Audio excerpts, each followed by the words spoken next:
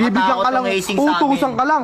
Ising sa amin, papadeling ka. Papaluin ka ng tubo sa binti. Padel pa. Oo, tapos papasuhin ka ng lighter dito sa daliri mo para bumakas yung Papasuhin. sa inyo. Tapos bububugin ka ng 10 tao sa 3 minuto. O ano? Ganun lang gising. Ano? Sabi na yung grupo nyo mababa lang yung gising kaya mabilis Parang makapasok. iba yung acing namin. O ano ising nyo? Ang ginawa kasi sa akin, tinakpan yung mata ko. Ayun nga, isingin ka, tatakpan yung mata mo. Para di malaman kung sinong bubugbog. Binubad ko yung short ko, pati brief ko. Ayun nga, paddle nga. Ayun yung tinatawag na paddle. Tapos papaluin ka rito. Tapos pinatuwad akong ganyan, oh. Ayun nga, pilang palo ginawa sa'yo. Paano ba yung gagawin doon? Oo, papadiling ka. Papaluin ka ng tubo, 2x2. Aray, iba yung ginawa sa akin. Ano ginawa sa'yo? Tinira nila ako. Tang, gagi ka. Hindi ba ganun yung acing? Hindi ising yun. Gangbang yun. Ilan sila? Madami mga